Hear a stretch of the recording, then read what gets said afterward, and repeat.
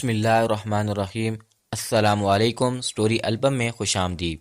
نام تو میرا زرینہ ہے، مگر میں اپنے آپ کو زری کہلانا پسند کرتی تھی۔ لڑکپن سے ہی دل پھینک اور رنگین مزاج قسم کی لڑکی تھی، جس لڑکی کو بھی دیکھتی اچھا لگنے لگتا۔ ابھی 8ویں جماعت میں ہی تھی کہ اپنے تایا زاد سے محبت ہو گئی۔ ان دنوں والد صاحب کافی عرصے سے بیمار تھے۔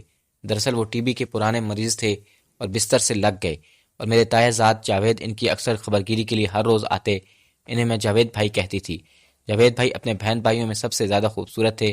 میں جب چائے بنا کر انہیں دیتی تو وہ بہت خوش ہوتے۔ میرے ہاتھ کی بنی ہوئی چائے انہیں پسند آتی۔ ایک دن جب میں نے انہیں چائے بنا کر دی تو انہوں نے میرا ہاتھ پکڑ کر اپنے پاس بٹھا لیا۔ بس وہی لمحہ تھا جب وہ مجھے اچھے لگنے لگے۔ میرا دل ان کے پاس سے اٹھنے کو نہیں کر رہا تھا، حالانکہ 1 ماہ بعد ان کی شادی ہونے والی تھی۔ جب ابا نے مجھے آواز دی تو میں ان کے پاس سے اٹھ کر گئی۔ جاوید بھائی اکثر گھر آتے تو ابا کے لیے پھل فروٹ وغیرہ لاتے، کبھی اماں کی تھیلی پر کچھ رقم بھی دھر جاتے۔ دراصل میرے بھائی ابھی پڑھ رہے تھے، کوئی جاب بھی نہیں تھی۔ ابو آپٹا سے ریٹائرڈ تھے، سو پینشن مل جاتی۔ پھر میں نے محلے کے بچوں کو ٹیوشن پڑھانا شروع کر دی، مگر اس زمانے میں ٹیوشن فیس سے کیا تھی؟ اس وقت ٹیلی ویژن تو تھا نہیں، ریڈیو بھی کم گھرانوں میں ہی تھا۔ میں ریڈیو پر اکثر گانے سنتی اور ڈرامے بھی نشر ہوتے۔ انہی دنوں ایک پنجابی فلم کا بہت چرچا ہوا۔ فلم تھی 30 مار خان۔ اس کا گانا لیموں دا جوڑا اسا باغ وچ توڑیا، یعنی لیموں کا جوڑا میں نے باغ سے توڑا، بہت مقبول تھا۔ میں نے اماں سے ضد کی، مجھے 30 مار خان فلم دیکھنی ہے۔ اماں نے کہا میں تو تیرے ساتھ نہ جا سکوں گی، تیرے ابا کو بخار ہے۔ ہاں تو جاوید کے ساتھ چلی جا، اندھا کیا چاہے 2 آنکھیں۔ میری تو دلی مراد بھر آئی۔ شام کو جاوید بھائی آئے تو اماں نے کہا بیٹا، زرینہ کتنے دن سے فلم دیکھنے کی ضد کر رہی ہے، یرشد تو ساتھ نہیں جاتا، تم ہی لے جاؤ۔ جاوید بھائی بولے آج تو نہیں، ویک اینڈ پر لے جاؤں گا تاکہ صبح آرام سے سو کر اٹھوں۔ میں نے یہ سنا تو میں خوشی سے جھوم اٹھی۔ 3 دن بعد ہفتہ تھا۔ یہ دن گزارنے میرے لیے مشکل ہو گئے۔ صبح اسکول جاتے ہوئے جاوید بھائی سے ملاقات ہو گئی تو وہ آفس جا رہے تھے۔ ہمارا گھر ایک ہی محلے میں تھا۔ جاوید بھائی بولے میں نے آخری شو کی بکنگ کرائی ہے، 7 بجے تک تیار رہنا۔ پہلے ماں سے تمہیں آئس کریم کھلاؤں گا۔ اوہو آپ کتنے اچھے ہیں، میں نے بے ساختہ کہہ کر ان کا ہاتھ پکڑ کر چوم لیا۔ میری اس حرکت پر وہ ہنس پڑے۔ پھر میں اسکول اور وہ آفس چلے گئے۔ پتہ ہی نہ چلا کب وقت گزرا۔ دوپہر سے شام کا وقت کاٹے نہیں کٹ رہا تھا۔ 6 بجے سے میں تیار ہونا شروع ہو گئی۔ اماں نے دیکھا تو بولی تو خوشی میں باولی ہو گئی ہے، ابھی سے تیار ہو رہی ہے۔ میں واقعی خوشی سے پاگل ہوتی جا رہی تھی۔ ایک تو فلم دیکھنے کا شوق، اتنے ہینڈسم قسم کے ساتھ۔ میں انجانے میں جاوید بھائی کی طرف کھینچی چلی جا رہی تھی، جبکہ مجھے معلوم تھا کہ ان کی شادی جلد ہونے والی ہے۔ اللہ اللہ کر کے 7 بجے اور جاوید بھائی بھی اپنے وقت پر آ گئے۔ میں نے جلدی سے برقع پہنا اور ان کے ساتھ گھر سے نکل گئی۔ باہر آ کر تانگا لیا۔ پہلے ہم آئس کریم پارلر گئے۔ میں بہت شوق سے آئس کریم کھا رہی تھی۔ جاوید بھائی مجھے مسلسل دیکھ رہے تھے۔ اچانک جاوید بھائی بولے آج تم بہت خوبصورت لگ رہی ہو، اور میرا ہاتھ پکڑ کر اپنے لبوں سے لگا لیا۔ مجھے ان کی حرکت ناگوار نہ گزری، بلکہ میں مسکرا دی۔ ہم وہاں کافی دیر بیٹھے ادھر ادھر کی باتیں کرتے رہے۔ جب جاوید بھائی نے گھڑی پر نظر ڈالی تو بولے چلو فلم کا ٹائم ہو گیا ہے۔ پھر ہم فلم ہاؤس پہنچے۔ جاوید بھائی نے باکس کی بکنگ کرائی۔ مجھے فلم بہت اچھی لگی۔ تمام وقت جاوید بھائی نے میرا ہاتھ اپنے ہاتھ میں پکڑ رکھا تھا۔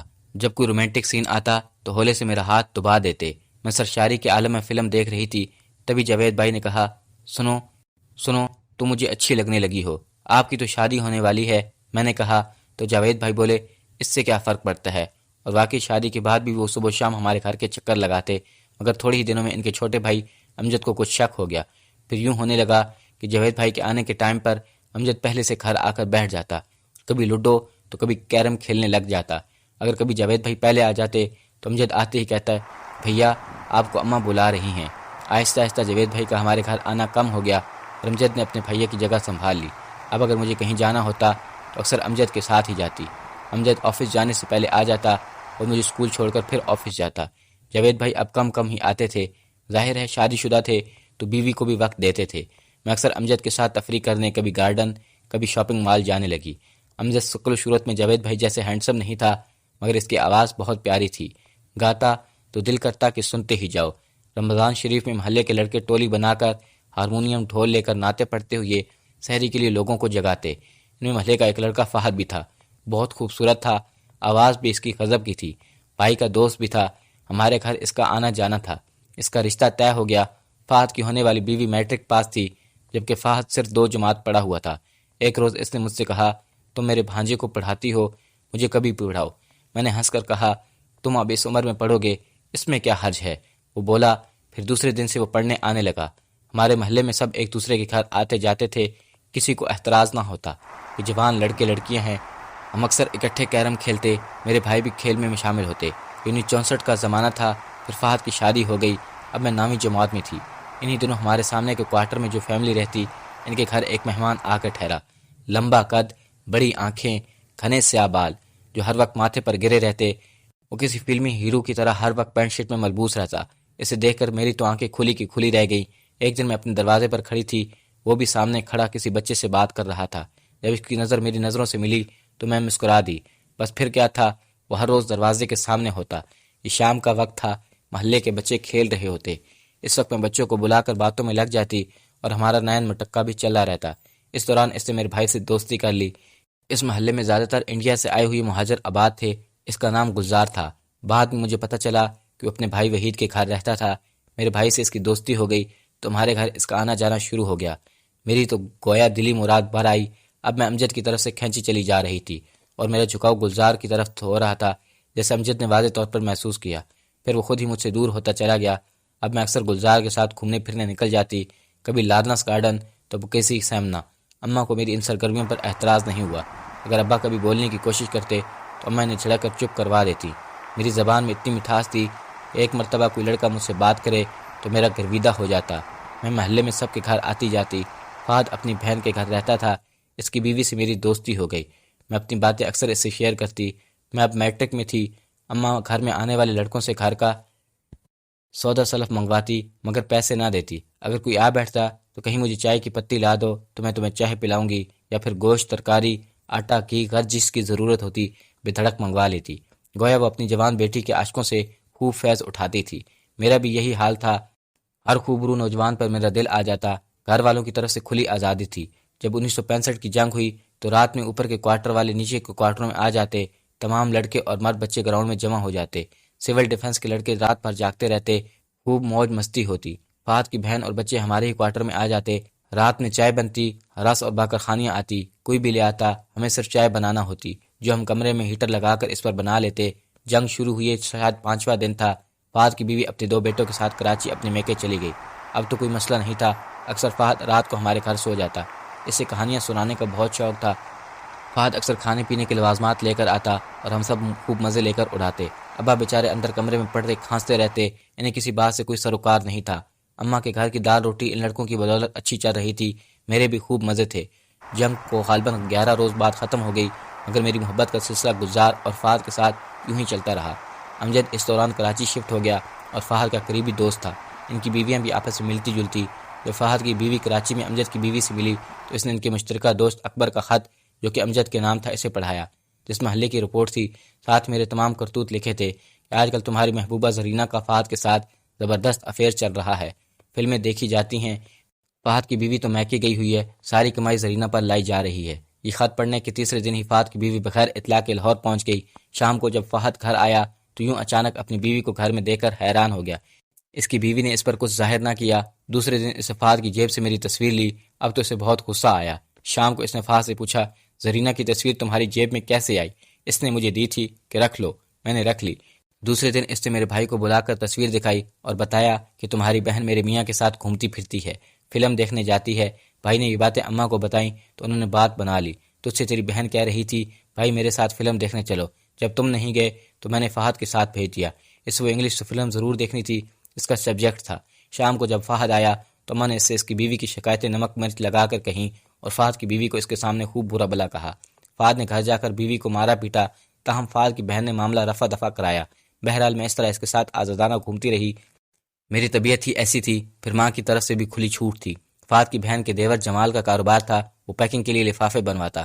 اس نے اماں سے لفافے بنانے کی بات کی کہ گھر بیٹھے آپ لفافے بنائیں، میں کاغذ دے جاؤں گا، لفافے بھی خود ہی لے جاؤں گا، پیمنٹ ہر ہفتے کروں گا۔ جمال بھی ہیرو سے کم نہیں تھا، وہ اسلم پرویز مرحوم سے مشابہ تھا۔ اب میرا رجحان بدلنے لگا، جمال کے ساتھ تو میرے اور بھی عیش ہو گئے۔ اس نے مجھے ہر تفریح جگہ گھمایا، وہ مجھے مری، اسلام آباد، سوات کا خان بھی لے گیا۔ اماں نے سب سے یہی کہا کہ میں اسکول کے ساتھ ٹرپ پر گئی ہوئی ہوں۔ جب میں واپس آئی تو بہت سارے تحفے تحائف میرے پاس تھے۔ جمال نے آتے ہی اماں کے ہاتھ پر خرچ کے نام پر کافی اچھی رقم رکھی۔ سیر سپاٹے کے دوران میں نے اپنا سب کچھ جمال کو سونپ دیا۔ اماں خوش تھی، ہم دونوں بڑے ہوٹلوں میں جاتے۔ جمال کے پاس کار نہیں تھی، نہ ہی اسے ڈرائیونگ آتی، اکثر ہم رینٹ پر گاڑی اور ڈرائیور لے کر گھومتے تھے۔ جمال ڈرنک کرتا تھا اور مجھے بھی پلاتا تھا۔ انہی دنوں مجھ پر انکشاف ہوا کہ میں ماں بننے والی ہوں، تب میں لرز کے رہ گئی۔ میں نے جمال سے شادی کا اصرار کیا تو اس نے کہا میں اپنی بیوی بچوں کو اسلام آباد بھیجتا ہوں، اپنے سالے کے گھر ہم نکاح کر لیں گے۔ اس کی بیوی تہمینہ جانا نہیں چاہتی تھی اور مجھے خوف تھا کہ جلد یہ کام نہ ہوا تو گڑبڑ ہو جائے گی۔ اللہ اللہ کر کے اس کی بیوی تہمینہ اسلام آباد گئی۔ اتوار کو ہمارا نکاح تھا، مگر واہری قسمت جمال کا دوست شاہ قاضی صاحب کو لے کر آ رہا تھا۔ ان کا زبردست ایکسیڈنٹ ہو گیا۔ جمال ان کی دیکھ بھال میں مصروف ہو گیا، یوں ہمارا نکاح ہوتے ہوتے رہ گیا۔ 10-12 روز بعد اس کی بیوی واپس آ گئی اور ایک روز میری طبیعت بہت زیادہ خراب ہو گئی اور میں بے ہوش ہو گئی۔ اماں نے جمال کو بلوایا، وہ مجھے اپنے ایک ڈاکٹر دوست کے پاس لے گیا۔ اس کی بیوی بھی ڈاکٹر تھی، اس نے میرا آپریشن کر دیا، مگر اس تمام معاملے کا علم جمال کی بیوی کو ہو گیا۔ اس کی بیوی کو پہلے ہی ملازم کے ذریعے سب کچھ پتہ چل چکا تھا، اب تو اس کے پاس پروف تھا۔ جمال کی بیوی کا غصہ آسمان سے باتیں کر رہا تھا۔ وہ فوراً ہمارے گھر آئی اور خوب شورا و شرابہ کیا کہ خدا کی پناہ جمال کے بھائی اوپر ہی رہتے تھے، ان کو بھی محلے سے رپورٹیں ملتی تھی۔ انہوں نے اپنی بھابھی کو سمجھا بجھا کر واپس بھیجا۔ اس کے بعد جمال نے مجھ سے ملنا چھوڑ دیا۔ میں نے بھی ابھی گھر سے نکلنا بند کر دیا، مگر اپنی حرکتوں سے باز نہ آئی۔ جو بچے ٹیوشن پڑھنے آتے، ان میں سے ایک لڑکے کے بڑے بھائی سے چکر چلا لیا، وہ چھوٹا تو دوسرے کو پھنسا لیا۔ 1974 کی بات ہے، مجھے ایک میڈیسن کمپنی میں جاب مل گئی۔ ایک دن چھٹی ملنے کے بعد اپنی سہیلی عاشی کے ساتھ لبرٹی شاپنگ کے لیے گئے۔ وہاں اچانک فہد سے ملاقات ہوئی۔ وہ بائک پر اپنے دوست کے ساتھ تھا، حالانکہ میں نقاب میں تھی، مگر اس نے مجھے پہچان کر بائک روک لیا، اسے اپنے دوست سے تعارف کرایا۔ میں نے اسے میڈیسن کمپنی کا پتہ بتایا کہ ملنا ہو تو وہاں آ جانا۔ دوسرے دن صبح 11 بجے فہد اپنے دوست ملک اقبال کے ساتھ موجود تھا۔ میں حیران ہو گئی، وہاں خوشی بھی ہوئی۔ فہد نے کہا اس کا دوست اقبال مجھ سے دوستی کرنا چاہتا ہے، وہ بہت بڑا بزنس مین تھا۔ شام میں فلم کا پروگرام بنا، عاشی بھی ساتھ تھی۔ گھر والوں کی ہمیں فکر نہیں تھی کیونکہ اوور ٹائم کی وجہ سے ہم لیٹ ہو جاتے۔ فہد مجھے گھر کے قریب ڈراپ کر دیا کرتا۔ عاشی کی طرح میں ملک اقبال کے ساتھ حد عبور کرتے چلی گئی، مگر اب یہ کھیل کھیلتے ہوئے تھک چکی تھی۔ ایک دن میں نے اس سے شادی کا مطالبہ کر دیا کہ اب میں شادی کر لینی چاہیے۔ اس پر اقبال نے کہا میں تم سے دوستی تو رکھ سکتا ہوں، مگر شادی ناممکن ہے، ویسے بھی میری شادی جلد ہونے والی ہے۔ یہ سنتے ہی میرے تن من میں آگ لگ گئی۔ میں نے ایک زوردار تھپڑ اس کے منہ پر مارا اور اس کی گاڑی سے اتر گئی۔ کافی دن میں پریشانی کا شکار رہی۔ ایک روز میری بھانجی کو پاسپورٹ آفس جانا تھا، وہ مجھے بھی ساتھ لے گئی۔ وہاں جس شخص کے پاس گئی، اس کا نام شہزاد بٹ تھا۔ وہ کشمیری تھا اور مردانہ وجاہت کا شاہکار تھا۔ میں اس پر فریفتہ ہو گئی۔ جیسا کہ میں نے بتایا کہ میری زبان میں ایسی مٹھاس تھی کہ کسی سے بات کر لوں تو وہ میری طرف مائل ہو جاتا۔ صورت بھی اچھی پائی تھی، سفید رنگ، لمبا قد، کالے برقع پر نقاب لگائی تو آنکھیں حسین لگتی۔ چنانچہ شہزاد صاحب بھی گھائل ہو گئے اور ہماری ملاقاتیں شروع ہو گئی۔ اس مرتبہ میں نے شرط رکھی اگر شادی کرنی ہو تو آگے بڑھنا، ورنہ نہیں۔ شہزاد بٹ نے مجھے صاف کہہ دیا اسے کچھ مہلت چاہیے کیونکہ وہ شادی شدہ اور 2 بچوں کا باپ تھا۔ اس دوران میرے والد کا انتقال ہو چکا تھا، بھائی کی شادی ہو چکی تھی، اس کی بیٹی تھی۔ بھائی بھابھی میری منزلوں سے واقف تھے، اسی انہوں نے الگ گھر لے لیا۔ اماں کی طرف سے کھلی چھوٹ تھی، محلے والوں کو بھی میرے بارے میں سب پتہ تھا، مگر کوئی دوست نہیں تھا۔ اب شہزاد بٹ نے گھر آنا شروع کر دیا، جہاں اماں ہمیں کمرے میں بٹھا کر خود چلی جاتی۔ 6 ماہ بعد شہزاد نے مجھ سے شادی کر لی، مگر میں رہتی اپنی اماں کے گھر تھی۔ شہزاد بھی دن میں تو کبھی رات میں آتا۔ کچھ دن بعد ان کی بیوی کو معلوم ہو گیا، مگر وہ شریف عورت تھی، اس نے اپنے خاوند سے سمجھوتا کر لیا۔ 1 سال بعد میرا بیٹا ہوا، پھر بیٹی ہوئی۔ اس دوران شہزاد صاحب امریکہ چلے گئے، وہ بزنس کیا کرتے تھے، سال 6 ماہ بعد چکر لگا لیتے۔ اسی طرح سال بیتتے گئے اور بچے جوان ہو گئے۔ اب میں اپنے بیٹے سلمان بٹ کی شادی کرنا چاہتی تھی، جبکہ شہزاد اسے امریکہ بلانا چاہتے تھے۔ بالآخر انہوں نے دونوں بچوں کو امریکہ بلا لیا۔ اس عرصے میں اماں اللہ کو پیاری ہو چکی، اب میں اکیلی رہ گئی تھی۔ بچے بہت یاد آتے، مگر میرے شوہر انہیں اپنے پاس رکھتا۔ ایک روز میری بیٹی امریکہ سے واپس آ گئی، اس کا وہاں دل نہیں لگتا تھا۔ میں نے اچھا رشتہ دے کر اپنی بیٹی کی شادی کر دی۔ میرے شوہر کو پتہ چلا تو اس نے مجھے طلاق دے دی۔ میری بیٹی کی ساس سے نہیں بنی اور ایک بچی کے ساتھ گھر آ کر بیٹھ گئی۔ آج میں اپنی بیٹی اور نواسے کے ساتھ رہتی ہوں۔ میرا بیٹا سلمان اپنے باپ کے ساتھ امریکہ میں ہے۔ میں نے محبت کی ہوس میں لوگوں کے گھروں میں آگ لگائی، آج میرے اپنے گھر میں آگ لگ چکی ہے۔ میرے کیے کی سزا میری معصوم بچی کو بھگتنی پڑ رہی ہے۔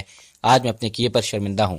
نمازیں پڑھتی ہوں، نیاز فاتحہ ہر ہفتہ کرتی ہوں کہ اللہ میرے گناہ معاف فرما دے، وہ بڑا غفور الرحیم ہے، یقیناً وہ معاف فرما دے گا۔